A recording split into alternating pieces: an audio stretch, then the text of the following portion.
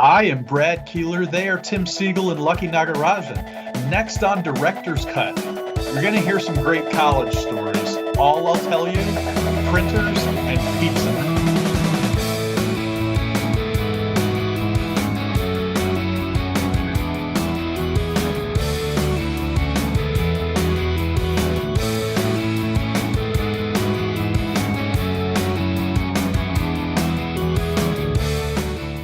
Hello again, everybody, and welcome to another episode of Director's Cut.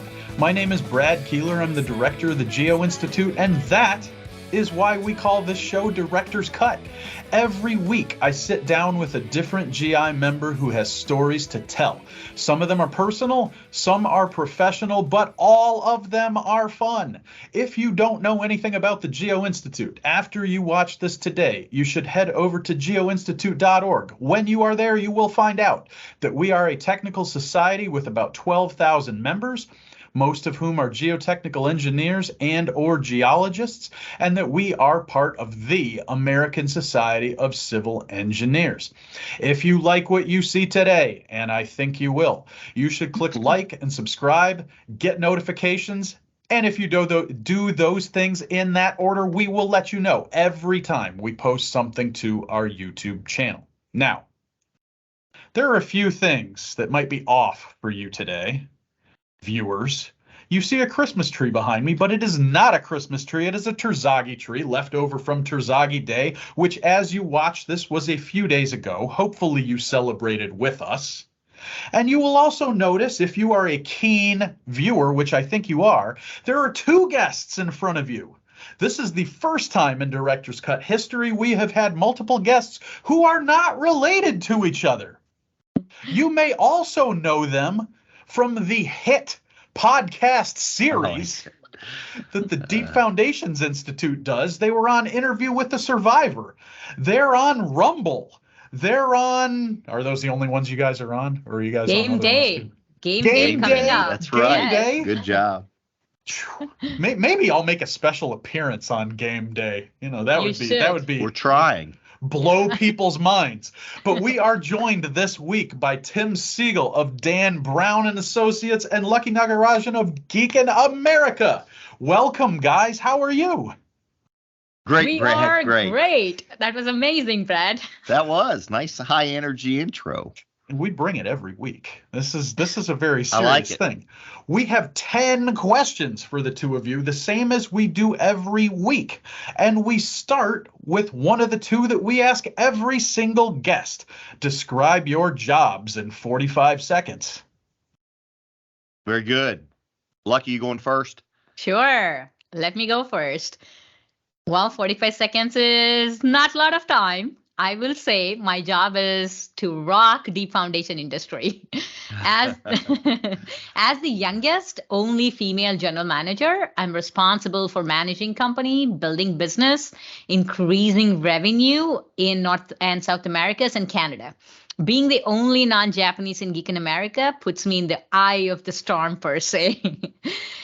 Most important is to provide guidance on evaluating geotechnical aspects of Giken technology with respect to Western market.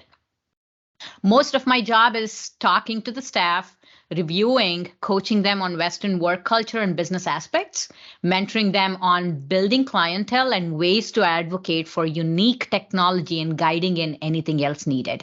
Also, help them make right decisions with respect to revenue increase, market strategy, discussion on contract risks with respect to USA and internationally. Apart from this, talking to people in the industry is my favorite thing. Connecting people together for industry advancement. Working for a global company like Giken America gives me an opportunity for wearing different hats. Also working on contributing with different Giken offices around different parts of the world. We just started our first project in India and finished our first project in South America. I'm really proud to say that I was part of both of them. That is my favorite part of life in a nutshell, I would say, Brad. Nice, Tim, Lucky. Got to follow that now. I know that's tough. Okay. So from a very high level, I would say myself and my colleagues at Dan Brown Associates were part of the creative process. So something doesn't exist, structures, we are part of that process that helps bring it to life. And hopefully what we do is we make people's lives better, whether they can, their families, their job, those kind of things. We deliver products that they want. That's a high level.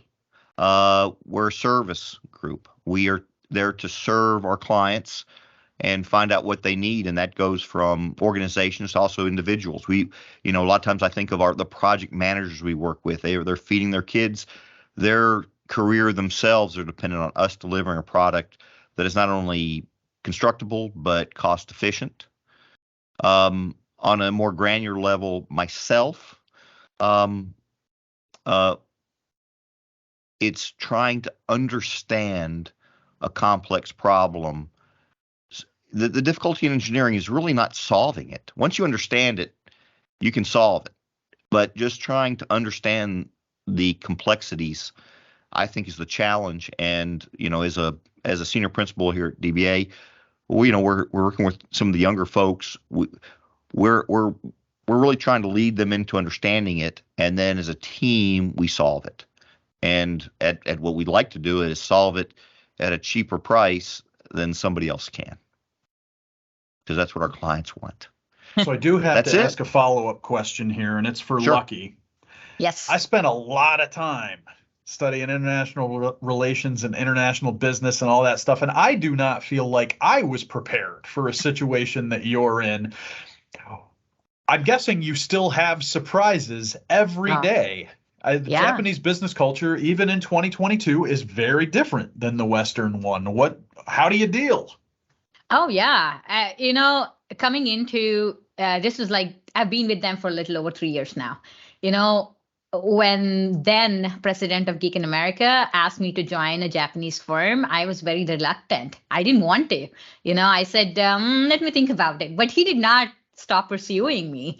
And then he did not let me say no, and he forced me into this role, which I'm very grateful for, and coming into a culture that is entirely different. I have not worked in India that much. Indian culture is very different to Western culture as well. But all the time working in USA for, I don't know, like 15 years before joining Giken was an eye-opener. I'll tell you a simple thing. Even pleasantries, they're not used to pleasantries. I go into the office the first week and I'm like, you've known me, and Tim knows me, like how high energy I am. And I'm always like bubbly and say, hey, so nice to see you. What did you do over the weekend? Blah, blah, blah, blah. And everyone is looking at me in the office and they're like, we don't answer such questions. We don't ask such questions. And I was like, what? That was my first eye opener. And language barrier has been my toughest challenge to crack, even today, because me being the only non-Japanese has been a really difficult thing to tackle for me. And I've started learning Japanese. And recently I presented a whole presentation to Japan International Business Unit in Japanese and blew everyone's mind. Well, we'll have to have a conversation. I studied it for 6 years. I would not consider myself even functional, though. But this is a story for another day. We have to get into the fun questions on Director's Cut too, because that's why we're here. It's what pays the bills. Sure. Yeah. And so the first one for both of you is, what is your least favorite household chore? I will let Tim take this one. All right, that's easy. Okay, so I'm going to give you a little bit of background. I have 2 daughters. And one of my oldest daughter, she was early high school, wanted to have turtles. We went to the pet shop and we were informed that turtles have a lifespan 60, 80 years. We ended up getting turtles. Well, fast forward. I like how you were not deterred by that at all. We were not. Well, when your 16-year-old daughter says that she would like to have turtles, it's hard to say no. So guess who has 2 turtles now? Not her. Not her. She's out of college. She's doing well on her own. But in my den are 2 turtles that are at least 8 years old. And Only I have 72 to go. only 72 to go. They're going to outlive me. They may have to take care of me in about 30 years. But long story short, I now have inherited 2 turtles, and my job is to take care of them, feed them, clean their tank. But I had to give that shout out because, I will tell you that my daughter feels a little guilt. I tell her not to worry about it, but because, hey, it's not that big of a sacrifice. So anyway, but cleaning a turtle tank is, believe it or not, I mean, these turtles are probably each of them are probably about 9 inches in diameter, and to clean their tank is quite an undertaking. So there you go. I'm coming to you. Before I ask you, Lucky, I got to tell you this, Tim. I'm coming to you when it's Pets of GI Day, which we actually do every year. So you're going to get an email. We'll bring them out. We'll feature them then. Bonnie and Clyde is their name. So that's their name. So they'd be glad to make a guest appearance. So Lucky, what about you? What do you absolutely hate? Well, I don't know. I don't have that many things that I hate at all. So I love to cook and don't mind most of the cleaning. The only time, I'm not really happy about is if I have to mow the lawn or cleaning the kitchen stove after the spills. Those are the only 2 things that I don't know if I want to do this or not. And that's when I put my husband to work. I feel like for me, mowing the lawn is cathartic, but I realize it may not be that way for everyone. And so that's a good answer. But cleaning the stove, no, never. I do it every day and I hate it every day. Brad, I will honestly tell you, for the last 5 years, I've engaged a guy to mow my lawn for me, and it's just as cathartic to watch him. Just to stand there and what? Absolutely. With your, you try can that with your Carl. And there it is. With your Carl. So the next question is always the technical question, and we've got one for each of you, and we're gonna start with Lucky on this one. Sure. You mentioned at the top of the show that you just completed your first project in South America, and I think coincidentally that's what we're gonna talk about here. It's the dam that you guys rebuilt or worked on after the Bernardino failure, and you were involved start to finish. So give us the rundown. Yeah. This project is very close to my heart, just because, coming into Giken America, Giken America was trying to establish themselves in South America. And, we were invited to not many outsiders were invited to present at this conference, which was I think it was 5th or 6th International Disaster Prevention Conference. The whole conference was, basically to talk about what happened at Bernardino to fail and what happened after the failure, how many lives were lost, and how can we avoid this not happening again in the history of engineering and also in the history of safety, for the country. Because I think at that time when we went to the conference, they had about 424 people who died. And out of that, I think 221 people were not still found, and which was really scary part for us to see. And after that conference, we understood that government of Brazil actually came back and regraded the dams in Brazil. And based on the risk range, the high risk dams were either decommissioned, or if it is not going to be decommissioned, then had to look into how that is going to, impact the surrounding areas and how that can be avoided for the future. So the biggest mining company in the world, they reached out to us through a consultant that we had in South America, and started talking to us about this tailings dam, which is right in the heart of the Itabira city.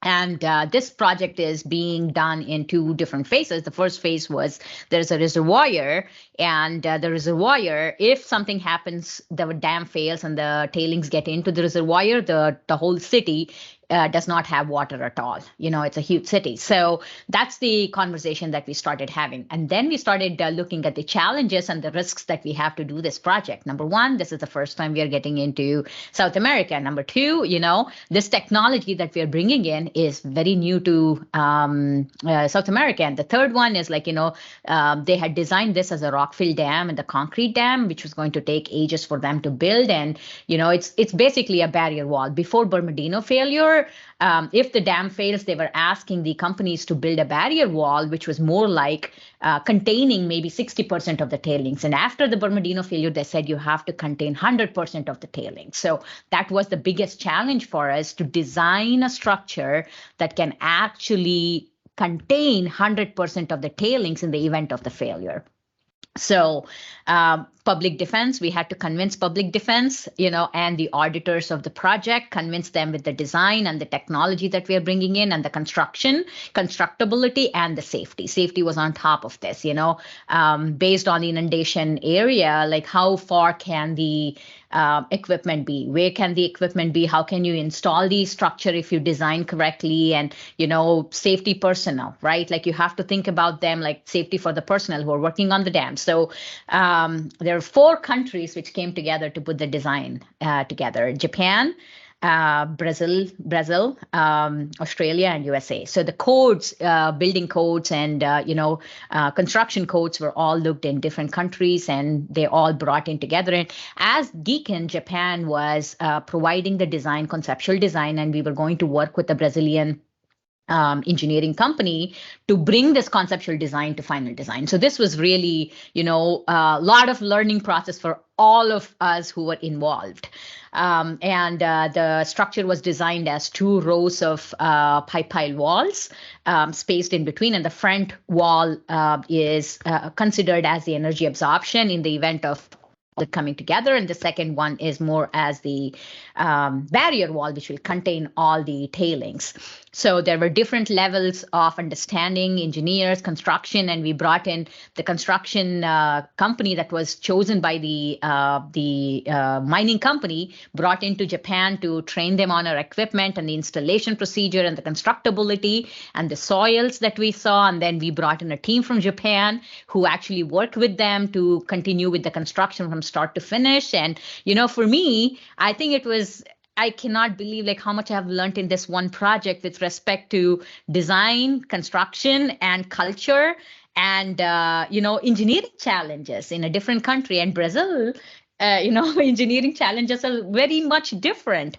So this is on top of my list, and we have just finished our first phase 1 project, and phase 2 is, along the border of the city, they are planning to build a barrier wall. In the event of failure of the dam. So I think this was first time this has been done in Brazil, and we can see how this could be used in different dams around South America and around the world as well. Very cool. So you learned a lot. We're going to come back to learning later on in the interview. Tim, for everybody watching this, we recorded this NavFac DM71 live stream yesterday. One of the questions was about down drag and negative skin friction, and this is not something I think about every day. And then you tell me, well, I think that's what I'd like to talk about in my technical question, my answer. What about this is interesting to you? 2 days in a row for me, Tim. Give me something good. Sure, Brad. I mean, we work in it every day. So as obscure as it probably sounds, for us, it's something topic that, like I said, it's our product. We talk about it every day.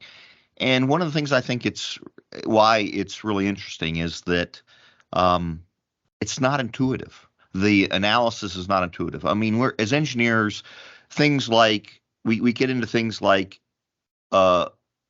soil compressibility. A lot of times we call it elastic, but it's not really elastic, but it's close enough. We talk about more Coulomb strength parameters. Soils don't know more or Coulomb, but it's close enough. Down drag is one of those issues where there is no close enough. It's not like you can say, I'm going to intuitively analyze it, and it's going to make sense. What we have now, and hopefully, and we've dealt with for the last probably 20 years, is people have said, I'm going to address this intuitively, and then when you step back, it looks almost ridiculous. There are a few people out there that have kind of grasped onto something, but they're a lot closer. I will mention like Ben Felinius or Kyle Rollins. There are a few people out there that have looked at it, but I'll be honest with you, their work is a lot more like a theoretical physicist than a geotechnical engineer, because what they're trying to do is combine instead of just using intuition and getting close enough, they're looking at like the results of like long-term monitoring, and they're looking through the glass very, very darkly. And to be honest with you, I think Felinius, my personal opinion is Felinius and Harry Poulos too, are really have a good handle of it. But the best that I think the geotechnical community can do, as I mentioned, looking through the glass darkly. And we run into a lot of times, and it's still an issue, where people say, it intuitively doesn't make sense to me. And that's where the fight begins. And anyway, that's why I like it. It's controversial. Good answer. A nice shout out there to a couple of geo legends. Sure. Who, I don't know, maybe their names are going to come up later on in this interview. I don't know. I'm suspecting. We have a couple of good questions in here. We are going to go from that to the thing that you guys are really, really famous for in the community. And that's podcasting. It's being YouTube stars for DFI. YouTube stars. I like that. I like that. I'm going to play this for my daughters. This is, for all three of us, this is not a native thing. I did not grow up doing this, and neither did the two of you. What has been the most challenging part of doing these podcasts and these videos for you guys? Lucky, you take this one first. Sure.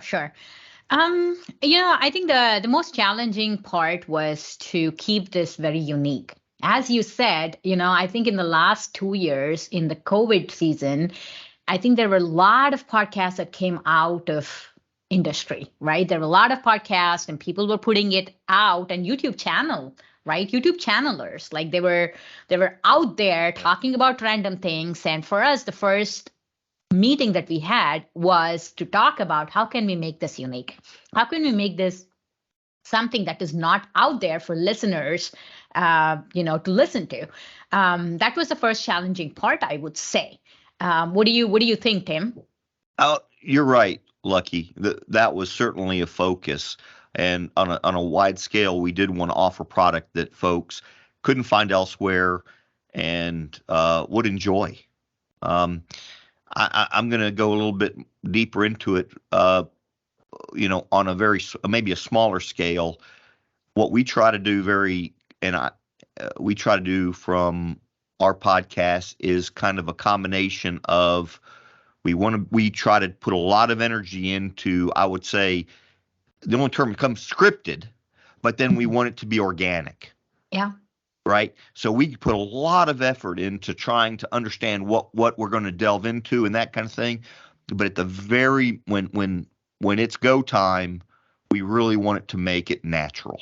We don't want people to kind of read off a script. We throw the script out, and we'd mentioned the term, we want to be like a duck. We want to look on the surface as if it's just coming as natural, but underneath there's a bunch of work that goes into it. And there's a shout out. We're talking about shout outs now. Morgan, Sebastian, Chris Ash, Woods. Chris. Who else am I missing? Am I missing anybody else? Lucky, make sure I don't miss them. No, I think you have everyone. Ash. Lots and lots of work, and all of our guests that we've had. So, yeah. Brad, I'll be honest with you. I love the medium of, I love this. When I look back at what I loved radio. And when I was, in the 70s, I listened to Braves baseball on the radio. It meant something to me. And this to me is basically like modern day radio. I have to say the first, not a podcast, but the radio show I listened to was when I was doing my first project so many years ago in Nebraska.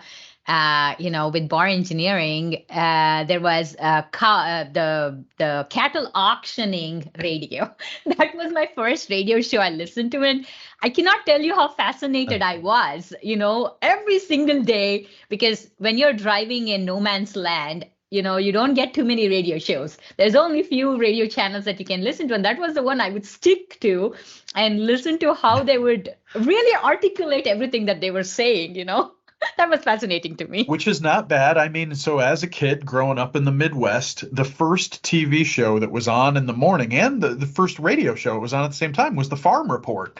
It was on every single day. And, you could find out what was happening with corn and, what milk prices were and stuff like that. And I would catch it before cartoons on Saturday morning. But I think the most important thing, and you guys are managing to do it too, is to have a good time doing this. When I started doing Director's Cut in particular, I was like, but people watched and it's fun. And so I kept doing it and here we are. And now we're doing like a Full House Family Matters crossover here. This is crazy. Yeah, exactly. This is awesome. So we talked about Geo Legends a little bit a few minutes ago, and I don't know who you're going to choose for this one, but I really want to hear this. I try to ask unique questions every week, and this is one I hadn't asked yet, so here we go. If you could hang out one-on-one, doesn't matter, dinner, party, just getting drunk, with any historic engineering figure, who would you choose? And it doesn't have to be a geotech. This can be any engineering figure. Historical figure? Any historical figure? Well, no, engineering. Oh, engineering figure. So, I mean, but if you wanted to pick, I don't know, Archimedes, technically you could pick Archimedes, for example. Man, that's a kicker. You can go geotech if you want. I want to hear that. This is a tough one. There's a long list. I'll go first. Yeah, since we've been kind of swapping out. I'll go first, and Brad, you're gonna have to excuse me. The first person I'd pick, I mentioned. I will tell you that a book that I opened up and it did change my world would be Harry Poulos. So, I mean, I remember The Last Solution for Soil and Rock. That was just kind of my thing when I looked at it. I mean, it was eye-opening. Now, I love that it was the practicality and the usefulness and getting close. Now I'm going to move on very quickly. But I will tell you that when you asked me that question, what I thought of was all the engineers and that don't get the notoriety. I say that in all seriousness. I mean, we can go and pick professors and very famous consultants, but of all those folks, there are many, many more brilliant, loyal, hardworking geotechs that built things, grew things, and remained loyal to their profession and done great things and never got notoriety. That's just the nature of engineering. And kind of what I would do, I mean, if I really, and I can think of a few in my life that would fit that category. I mean, you guys don't know, I worked initially with a guy named Wade Gramling in PennDOT, Denny Morin at PennDOT. These were folks that were hardworking, cared about their profession. I almost think it like and they're not, all these people aren't dead, but like the Tomb of the Unknown Soldier. Here's like the unknown engineer. Nobody knew who they were, but they built great things. That's who I want to be counted on. That's where I want to stand. At the end of the day, I mean, there's all sorts of famous people, but somehow they got some of their reward here. But there's a bunch of people out there, they never got that kind of reward. I'll stand with them anyway. That's good. Lucky, what about you? You got to top that now. I know, that's so hard. That's a very hard thing. I think I have to agree on something that Tim was talking about. I'm a newbie for DFI. I knew DFI a long time ago, but I did not start getting active until 7 years ago, 6.5, 7 years ago. And I think DFI community has built something for me and supported me and given me opportunities that I had never dreamed of. So everyone that I've known through DFI are people that I would like to hang out with, and I hang out with all the time. And, that is my favorite thing to do while traveling, meeting amazing and inspiring engineers who are associated with ASCE, GI, and DFI. And recently, from all this, I came up to during, the Women in the Foundation, committee meetings, like we have started thinking about women legends, women civil engineering legends. Like there is so much talk about civil engineering legends, but every time you see, it's always posted as men, right? Like there is no women in that civil engineering legend. So we've started looking into that. And then, I went back to India, my roots, and I started looking into like who really built civil engineering industry for women, and there is one lady who comes up, Shakuntala Bhagat. She was the first women civil engineer in India. And she was also first woman to earn a civil and structural engineering degree. And the best part about this was, a lot of her engineering life was during British era. In India, even today, if a female or a daughter, if she comes up and tells her dad, like, I want to be a civil engineer, it's not taken very well. Even to this day, it's not. I remember the time that I had to go through all this and convince my family and extended family that I wanted to do civil engineering. So I would like to hang out with Shakuntala Bhagat and understand, learn about engineering in those times. How was it, during British era? That is one of my favorite things, I would say. That's pretty cool. I like it. You both did a good job with that one. We're going to make you think back again. Okay.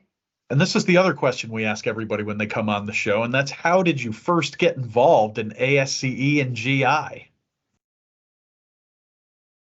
Lucky you're up first. Okay. So, Brad, I may be very few of those. I may be one of very few of those who would say I did not get involved early enough. Even today, I feel like, I wish I had gotten involved with ASCE and GI long before. For one reason, I would say, in my career, like early career, I did not have any mentors or peers who said that you should get involved with ASCE or GI. This is why you should get involved and how you should get involved. I did not have anyone who could say that. My career began in Florida after I graduated from University of Texas. And I did hear about the ASCE chapter in Florida, but the company I was part of did not, did not actually recommend anyone to go and participate in ASCE chapters and things like that. So never got an opportunity. But 6 years ago or 7 years ago, when I moved to New York, a whole new world opened to me. ASCE Med Section. ASCE Med Section, when I saw the close-knit family and the veterans of ASCE and GI, how passionate they were with respect to engineering community and, supporting the younger engineers and providing opportunities for them, that blew my mind. Since then, I've been part of ASCE Med Section, and I have to give a shout out to Sissy, Sissy Niklaus. She's been a very big champion in promoting me and also helping me promote myself. And right now, I'm actually on 2 task committees. One is building the civil engineering team of the future. And everyone on this task committee are veterans with GI and ASCE, which I've enjoyed working with them. And the other one I'm involved right now is the Innovative Technologies and Tools in Geotechnical Engineering, INNC. That's also very close to my heart because of where we are moving with respect to geotechnical engineering for the future. So I'm hoping this is just a beginning and I can contribute more to ASCE and GI. Hey, Tim, now your turn to think back. Yeah, thinking long time ago.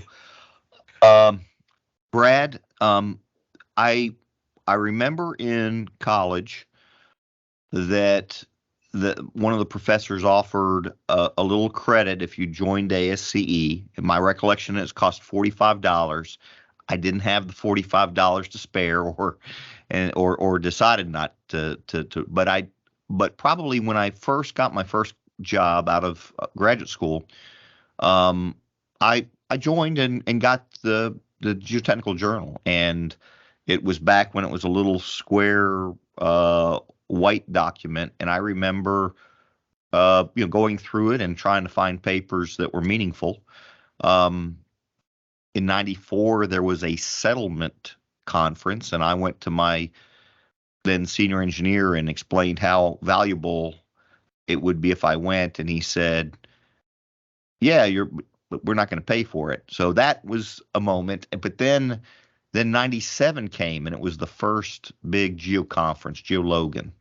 And our company had a philosophy. It was SNME. I think that they may have said, if you have a contribution. So I found, I'll give a shout out. The late Eric Drum was organizing a session on computer analysis. So I wrote a MathCAD sheet to do and I had some help putting together a MathCAD sheet that did some analysis of the drill shaft. And so I got to go to Geo Logan. It was probably the first time I'd been west of the Mississippi, and probably the best thing to describe me was a total rube, but it was a great time. And so that was 1997. And so that was probably then I went to most of the annual conferences from there on out by being involved in committees and writing papers, and it's been a great experience. So thanks to both of you for all that. I feel like this question too, people just kind of tee it up for me, right? For our viewers, if you would like to get involved more in GI, either locally or nationally, just go to geo-institute.org. There are volunteer opportunities literally coming out of the seams of the website. You can see them. It's palpable. You'll go over there, and if you can't find a way to get involved, you can always just contact us, and believe me, we will find an opportunity for you. So thanks, Tim and Lucky, for being involved all these years. So now this question is just for Tim.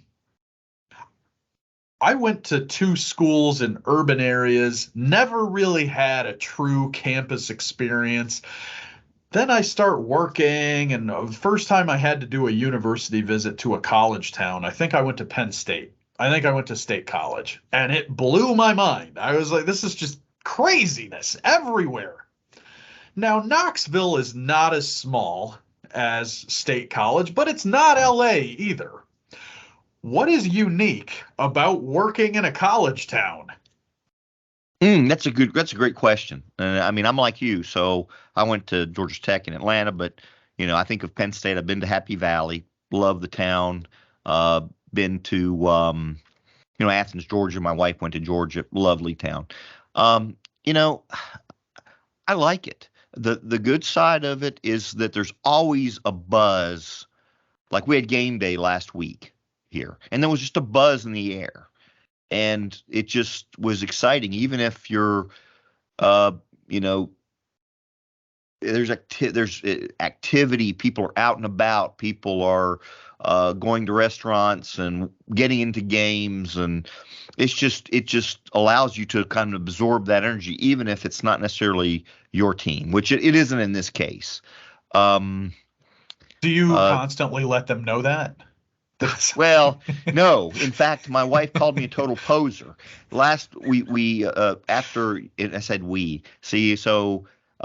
Tennessee beat Pitt, I wore my Tennessee shirt, and so my wife called me a poser as I walked out the door, which I total poser. But yes, there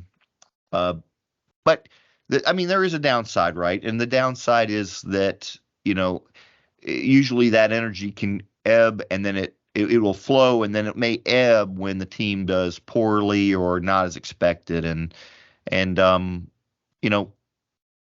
that's also hard to take. And Tennessee's had its trials lately, but they seem to be really on their way up. I mean, I think they're number 7 or something, and so it's fun.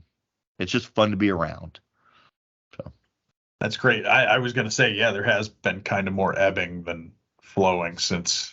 Yes, when 98. And the basketball team. I mean, I don't know. For those sports fans, Rick Barnes. I don't know him, but what I know of him is that he's so quality that it's nice to have those kind of folks be part of your community, and his team as well. So shout out. Good. We had a lot of shout outs in this one. Yeah. So lucky this one is just for you. And I had to ask this question. My in-laws immigrated to the U.S. when they were adults.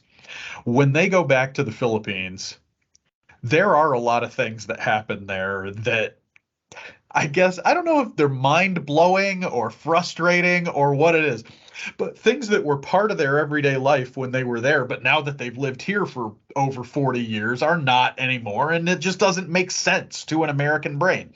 For you, what routine aspect of life in India just doesn't make any sense to you now or seems odd? Well, this is a very good question because I'm still too Indian to think there seems to be anything odd. But I think I've lived in USA for 20 years now, a little over 20 years, and I'm as Indian as I'm American, and I'm as American as I'm Indian. So and the city I come from in India is called Bengaluru, which is known as the Silicon Valley of India. That's where all the tech companies started and, migrated to US and other parts of the world and everything like that. And it's also known as melting pot, where a lot of people around the country come up to look for job opportunities. There are two things that I still feel, every time I go, it mind boggles me. Number one is growing up for me in that town, we never had boyfriend girlfriends, we never, dated people or, it's like very protected community, very protected families, and now you can see how many people have moved in and how much, filtration is happening with respect to different cultures around the country coming in and different languages that are being brought in. And my city is always known for not learning a new language. I mean, not teaching their language, but learning a new language. My city is known for that. And when I see because of this filtration, there is a lot of younger generation getting boyfriend and girlfriends, which is mind blowing to me. And I'm like, how do you get through this? How does your parents, are okay with things like this, partying in the evening so late on work day, on work weekday, you party until you're completely down. And I'm like, this is very new to me, living in US, we don't party like this, only during conferences, maybe, And that seems to me so odd. And when we go there, I feel like I don't fit in there partying anymore on weekdays. I have a problem with that. So, and the second thing that is too much for me is traffic and the chaotic, there's a lot of metro rail, there's a lot of infrastructure projects, flyover projects right in the heart of the city. And people are functional right around it. Yeah. It's not that case in US, right? You're building a flyover, everything around it is closed. You don't let people wander around there. And in India, you have life around it, functioning around it, and people are okay with that chaos. Those are the two things that I have a hard time digesting every time I go. A good answer, though. And I feel like even within this is funny, because even within the US, I feel like when I leave the DC area, I feel like there's chaos. I can't handle it. People that open the doors to their store and put stuff on the sidewalk. That's just mayhem. Well, we have two questions left, and one of them is the one we teased at the beginning. I forget whose turn it is to go first. I guess since Tim had his one question first, you're going to go first on this one too. What is your most embarrassing story from college? All right. If you remember, this is not the most embarrassing. This is the one that I'm willing to share. Okay. All right. So in college, I went to Georgia Tech. It was the mid 80s. Georgia Tech was it was still very much influenced by the post-World War II as well as the Cold War. So it was a very austere environment. Not a lot of professors it was business. It was kind of I would say, if you had to think about it, it was a blend of Dead Poet Society and Alcatraz. I mean, it was just so it was bleak, and that was the way that it was you were taught, and so it was also a transition from into the computer age, the personal computer age, and so I myself didn't have a personal computer, but a lot of our projects were expected to be handed in a computer fashion, whether it was printed or plotted. And so we were asked to, an upper level class, undergraduate, were asked to take a technical paper, digest it, and then write a one-page summary explaining the technical aspects and the key points. So I did that in a computer lab at Georgia Tech with the anticipation that prior to my 8 a.m. class where I had to turn it in, that I would go and print it very quickly and turn it in. And so I arrived, 7:30, 7:45, sit down, put my floppy disk into the computer, pull it up in WordPerfect, and hit print. And the dot matrix printer then printed it in microprint. It was I panicked. I tried my best to try to get it to the regular size font, but to no avail, and time was running out. So at roughly a few minutes before 8, I took my printout that probably would be the size of the writing on a matchbook, and I got into class, and as this group of young men and a few women were glumly turning in their homework in a bleak educational room, I put my, they've got this perfectly bordered, well-written, titled footnotes. You can imagine this almost like this research paper, and I turned mine in, and it was the size of an index card. And it was so obvious, and the professor he kind of bolted up and looked at it, and there was no laughter. I think I told you I got a C and basically just like a quizzical question mark, and that was it. So there it is. That's my most embarrassing. So I'll be forever remembered as the guy who turned his homework in on microprint. For everybody under about 40 that's watching that has a helpful suggestion for Tim and wonders why he didn't just do whatever you're thinking, it's because you couldn't. Yo, that was it. A real that was thing. it. I mean, this was life, everybody. This is how hard it was out there on the mean streets of academia. Man. You were, hey, and you were lucky for it. I mean, that I was actually even had a printer that was available at that hour was that was an incredible feat. I mean, anyway, there you go. Okay, Lucky. It all leads up to yours. I've never left my hometown, and I've never left, my house until I decided to come here and do my master's. So I did not even learn more about American culture. I come in here, and it's the first week of my being in the United States of America, and I'm in Texas. Out of everywhere, I'm in Texas, and there is a welcome party for all the international students. So we go into this home, which is a fraternity or sorority home. I don't know what it was.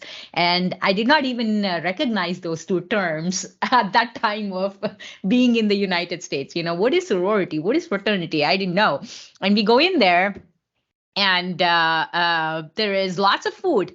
Of course, when I say food for students, it's always pizza, right? There is a lot of pizza around, and I'm the probably only vegetarian in that room, and I go in there, and I can count. I don't think I can even count. I think I've only had pizza once before coming up there, in India. And that was like Domino's pizza or Pizza Hut pizza, which was completely, changed to the palate of Indian palate and, completely curried up for Indian palate.